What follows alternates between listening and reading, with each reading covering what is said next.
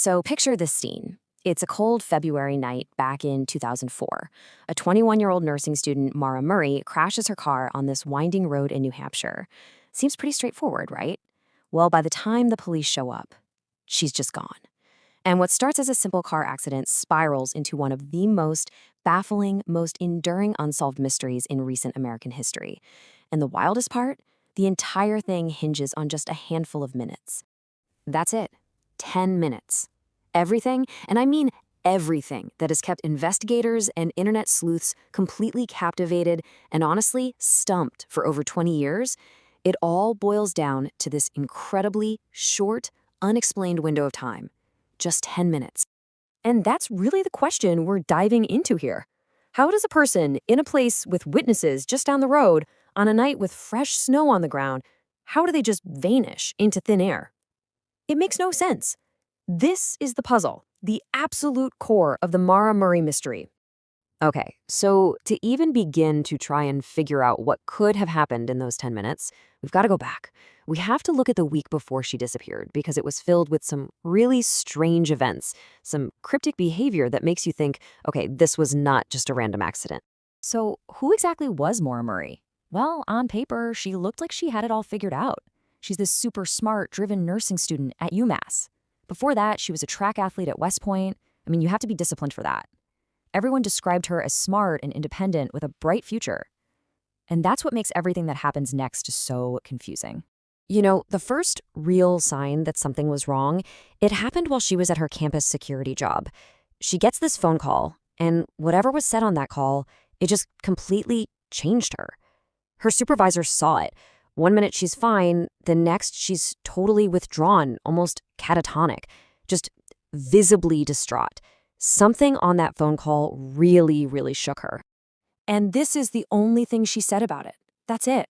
Her supervisor, worried about her, walks her back to her dorm room and asks, what's going on? What's wrong? And all Maura says is, my sister. Just those two words. People have picked those words apart for years, trying to figure out what they meant, but we still have no idea. Then things get even weirder. She starts sending out emails to her professors and her work, and in these emails, she says there's been a death in the family and she's going to be gone for a week. The thing is, that was a complete lie. There was no death in the family. So right there, you know she's planning something. She's creating a cover story so no one will come looking for her right away. And her actions after that? They're very, very specific. First, she starts packing up some of her stuff from her dorm room. Not everything, but a bag's worth. Then she heads to an ATM and pulls out nearly every dollar from her bank account, about $280. She stops at a liquor store and buys wine, vodka, Baileys, a pretty decent amount. And finally, her internet searches show she's looking up directions to Vermont and the White Mountains. All of this points to a trip, right? But it's clearly a trip she doesn't want anyone to know about. All right, so all of that strange behavior, the lies, the packing, it all leads us right to this moment, to a snowy road in New Hampshire, to the 10-minute window.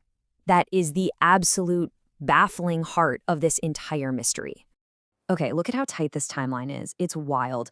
Around 7:30 at night, Maura's car crashes. Just 7 minutes later, at 7:37, a local bus driver who lives nearby has already stopped, talked to her, and called the police.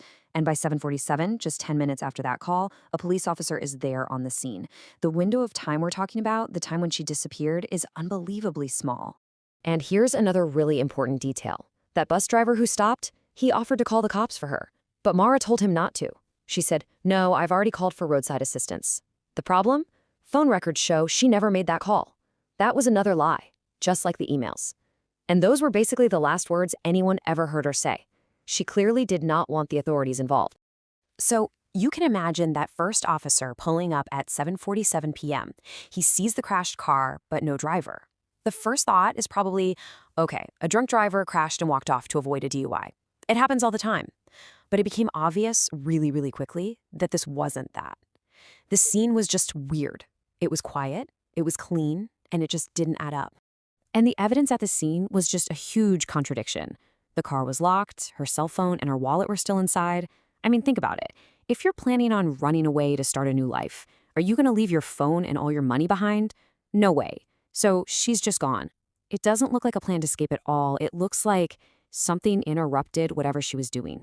Now, this next part is maybe the single most important and frustrating piece of evidence in the whole case, or really, the lack of evidence. There was snow on the ground everywhere.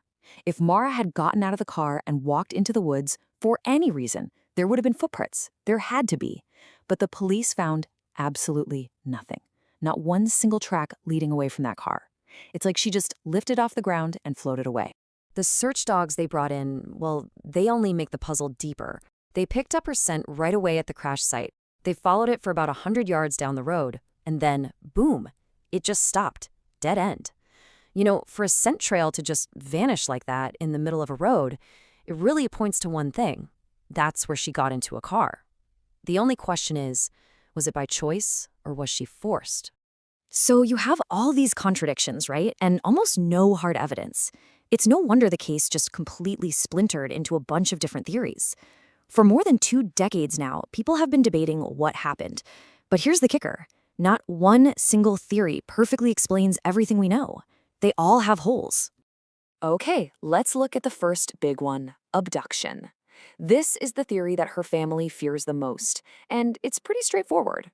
The idea is that some predator, some monster, was just driving by, saw this young woman with a crashed car, stopped to help, and took her against her will. The biggest piece of evidence for this? That scent trail from the dogs, ending right on the road. It screams, she got into a vehicle here. But the argument against it is that this was a really quiet road, not a lot of traffic at that time of night. The odds of a predator just happening by in that tiny window are pretty low. Plus, there were 0 signs of a struggle. Nothing. All right, theory number 2 is that Maura did this on purpose, that she wanted to disappear. This theory says that all that weird behavior we saw, the lies to her professors, packing her bags, taking out the cash, it was all part of a plan to run away and start a new life somewhere else. The crash was just the final piece, either an accident she took advantage of, or maybe she even staged it. Now, the evidence for this is pretty strong, right? The lies, the packed car, it all points to a plan. But then you look at the crash scene, and it just falls apart. Why would you run away and leave your wallet, your cash, and your phone behind? That makes no sense. And seriously, to stay completely off the grid with 0 contact with anyone you've ever known for over 20 years? I mean, it's not impossible, but it's incredibly unlikely. The third big theory is maybe the simplest, and in some ways the saddest. It's that this was all just a tragic accident. The idea is that Maura crashed. Maybe she'd been drinking and was a little disoriented. She sees the bus driver's lights, panics about getting a DUI, and just bolts into the woods to hide until he's gone. But in the dark and the cold, she gets lost or hurt and tragically dies from exposure. But this theory hits a massive brick wall, and it's the same one we keep coming back to, the footprints, or the lack of them. The snow was fresh. There should have been tracks leading into the woods, and there just weren't any.